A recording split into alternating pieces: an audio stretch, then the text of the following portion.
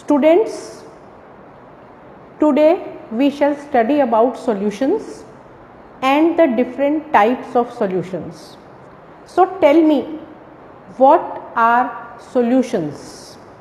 Yes, solutions are homogeneous mixtures of two or more substances. Can you give me some examples? Yes, like when we mix salt in water, when we mix sugar in water, it is called a solution.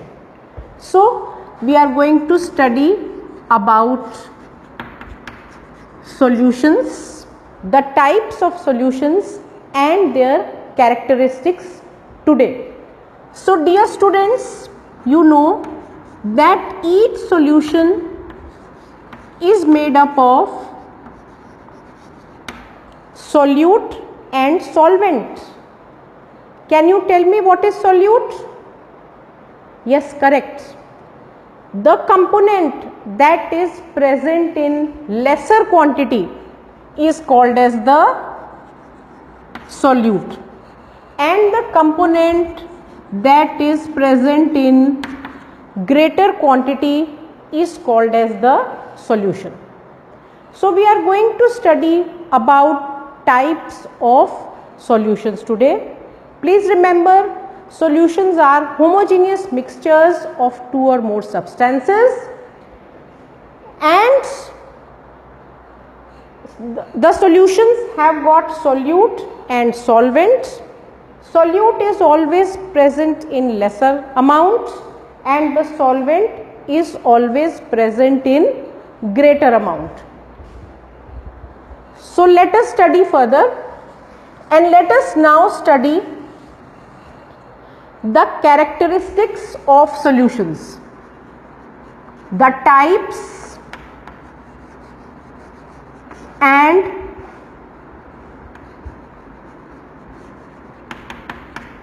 characteristics of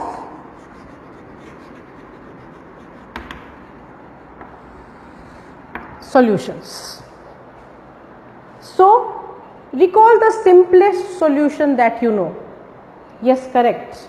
It will be when we dissolve salt in water or when we dissolve sugar in water. That is a solution, and I am sure each one of you is aware about this type of solution. So the solutions, they can be of three types. The first type is called as the true solution. So I am just going to demonstrate to you how we are going to prepare a true solution. So can you see what is there in this beaker? In this beaker we have salt.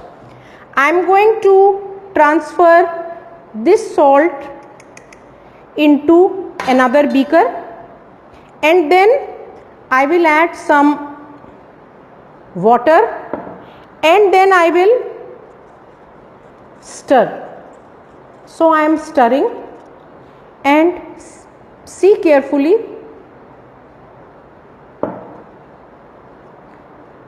See carefully how well the salt dissolves in water. Okay, so this is the example of true solution. So the example of true solution is when we dissolve salt in water. Let us see the next type of solution. It is called as colloid. I am going to take example of colloid. So children, tell me, what is this? Correct, this is starch. Okay, so now I am going to take starch in another beaker. You can see this. I have taken some amount of starch in another beaker, and I am adding some water to it, and now I will stir. I am stirring this well, and you can see Okay, so I have the first beaker, second beaker, which is now showing different properties. So this is a colloid. We will study the properties of colloid. So starch in water is a colloid. The third type of solution that we will study is called as the suspension. Okay, now in this I am taking some chalk powder. This is the chalk powder. I am putting some chalk powder in another beaker. I will put some water and then I will stir this well. Please see, I have stirred this well and I will let it settle down for some time. So dear students, I want you to observe carefully this beaker which has got the salt dissolved in water. I want you to observe carefully this beaker which has got starch dissolved in water, and then you have to observe carefully this beaker where chalk powder is dissolved in water, and then we will study the characteristics of these three types of solutions. So let us study further and let us make columns so that we can write the differences easily. Okay, so let us see this salt in water, true solution. Salt has completely dissolved in water and this is a homogeneous solution. Salt has completely dissolved in water and this is a homogeneous solution. Even starch has completely dissolved in water and this is also called as a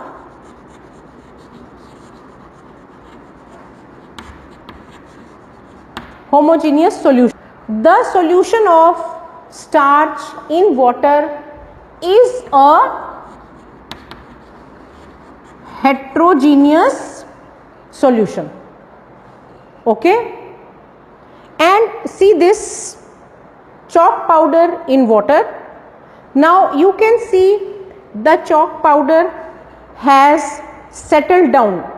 Okay, you can see clearly the chalk powder has settled down and this is a heterogeneous solution. This is the example that we are taking, which is chalk powder in water. Okay, so the first differences which we are studying is the first difference, this is homogeneous solution, heterogeneous solution and heterogeneous solution. Okay, so why it is so? Because salt is forming a homogeneous solution and starch is forming heterogeneous solution, and in case of chalk powder again heterogeneous solution. In fact, chalk powder settles down in water. That depends on the particle size of the solute in the solvent. What is the solvent in all these three types? The solvent in all these three types is water. So what is the solute? Salt in this case, starch in this case and chalk powder in this case. Okay. Now what is the particle size of salt particles in water? It is less than 10 raised to the power minus 5 centimeters in diameter.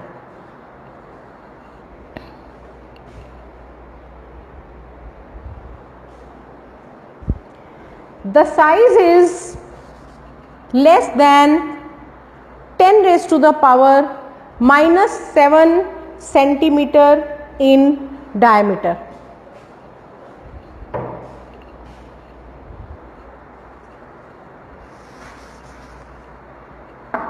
Now correct. The size is less than 10 raised to the power minus 7 centimeter in diameter for salt particles in water.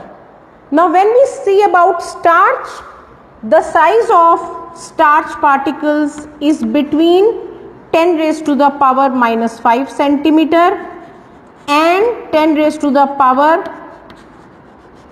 minus 7 centimeter in diameter. So in case of starch particles, the starch particles have size between 10 raised to the power minus 5 centimeter and 10 raised to the power minus 7 centimeter in diameter. And in case of suspension, the size of the particles is greater than 10 raised to the power minus 7 centimeter in diameter. So observe what is written on the board, observe carefully what you see here, and you will see the difference between true solution, colloid and suspension. Now let us take up filtration. So what we are doing? We are going to filter the true solution, the colloid and the suspension and see what difference is there. So this is the filter paper which I have put in the funnel, and we will pour the solution in this and we will see the difference.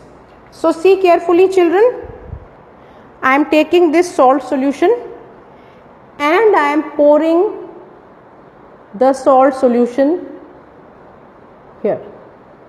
See carefully, I am pouring the salt solution on the filter paper. So is there any residue on the filter paper? Not at all. There is no residue on the filter paper and the salt solution completely filters down. So we can say salt solution passes completely through filter paper. As you can see, there is no residue at all in the filter paper. You can see there is no residue at all in the filter paper. Now we will try and filter the starch solution. Let us try and filter the starch solution, same method. Okay, so here again we have put the filter paper, funnel, and we have filtered. We can see that starch solution can be filtered easily, completely. So we see here that same for the colloid as for the solution, passes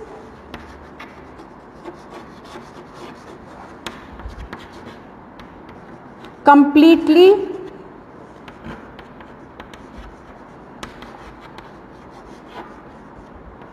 through filter paper. Okay, but what will happen in case of semi-permeable membrane?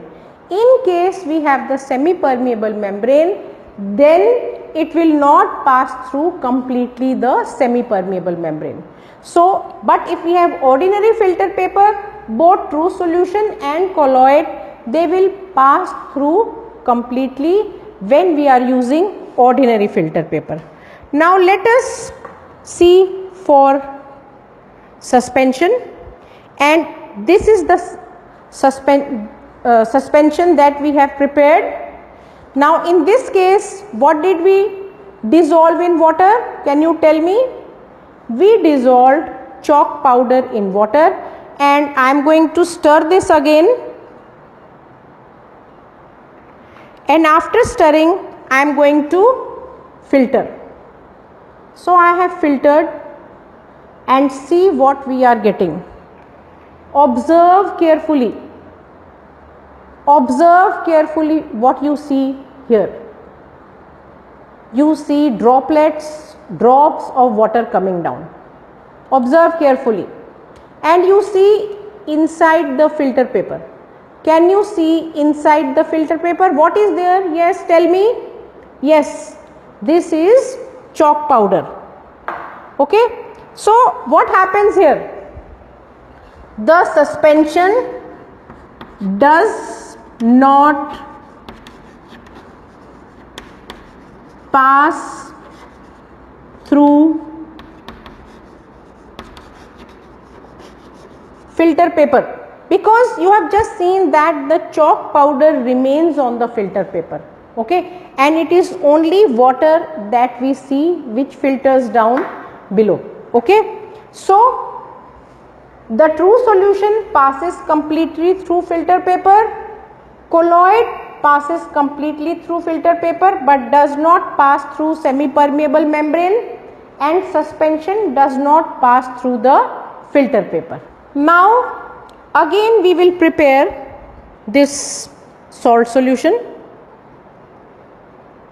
okay, adding some water, dissolving. This is salt solution, this is starch. We are taking small amount of starch. We will add water, again we will dissolve, and we will have, this time let us take sand or soil, and we will dissolve soil in water. Again we will stir, and we will leave it to settle down. Let us observe these three. Let us allow them to settle down and let us observe. Yes children, so this is true solution, salt in water, colloid, starch in water, suspension, soil in water. Now see this and tell me, have the particles settled down? No, the particles have not settled down. See, in case of colloid, have the particles settled down? No, the particles have not settled down. But what happens in case of soil in water? In case of soil in water, this is a suspension, and in this the particles settle down. So we are going to write the next difference, that is, in case of true solution, particles do not settle down, okay.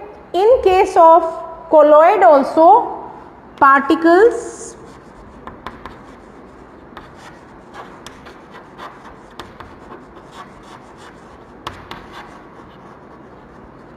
do not settle down. But what happens in case of suspension? On keeping the particles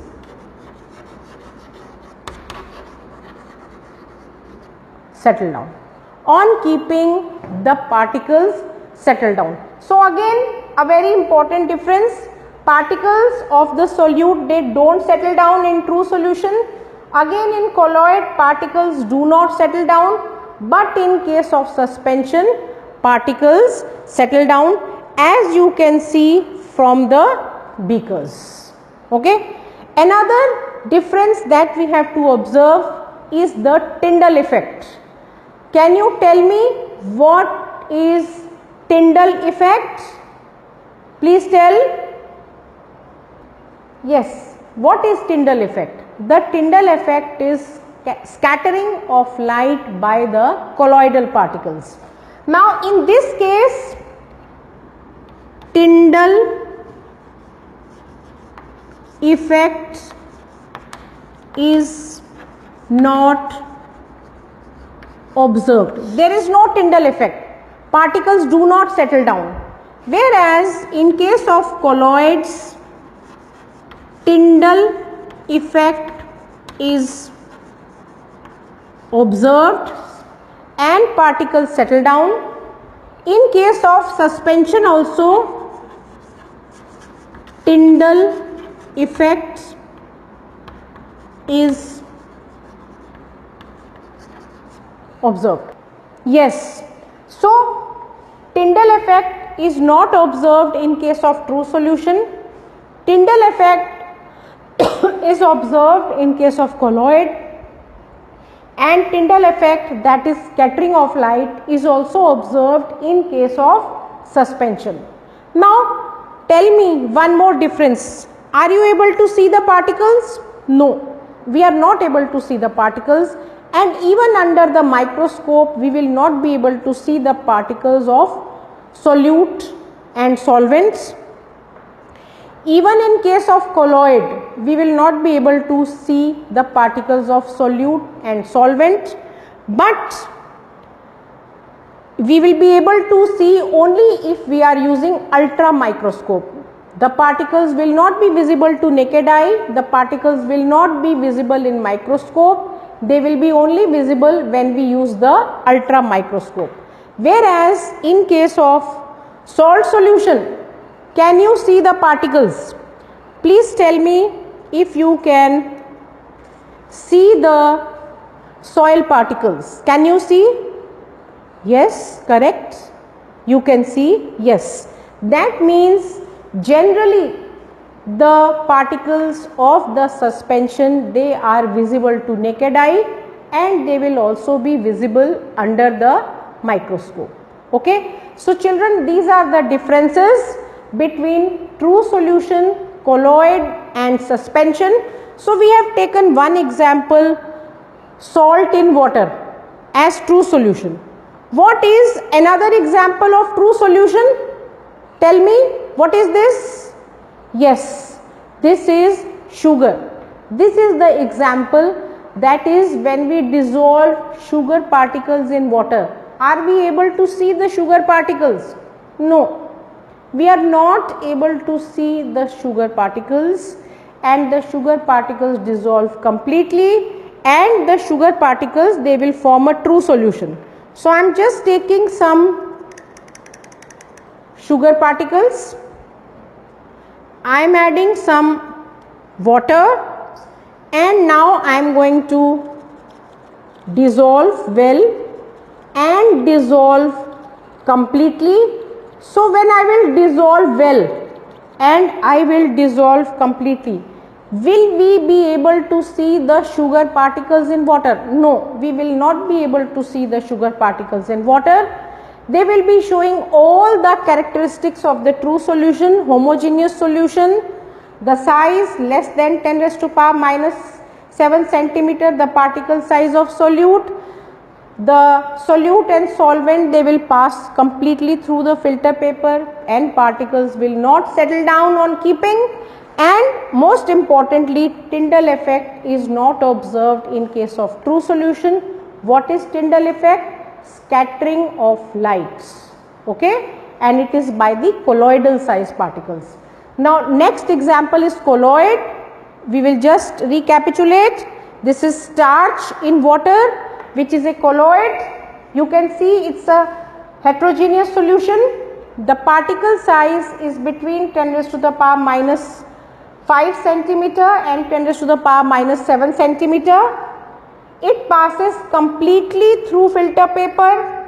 The particles do not settle down on keeping. So the starch particles you have seen, they don't settle down on keeping. And yes, the starch solution in water shows Tyndall effect because the particle size is bigger. Okay, the particle size is bigger as compared to true solution, and hence Tyndall effect is observed, which is the scattering of light by the colloidal size particles. Suspension example, I have shown you two examples. One is salt dissolved in water, other is soil dissolved in water. In this case, it's a heterogeneous solution. The particle size is greater than 10 raised to the power minus 7 centimeter in diameter. It does not pass through the filter paper because the particles are bigger. They don't pass through the filter paper and the particles settle down on keeping. So, if we are keeping the solution of chalk powder in water or the solution of soil in water for some time, we see that the particles settle down, and Tyndall effect is also observed in case of suspension.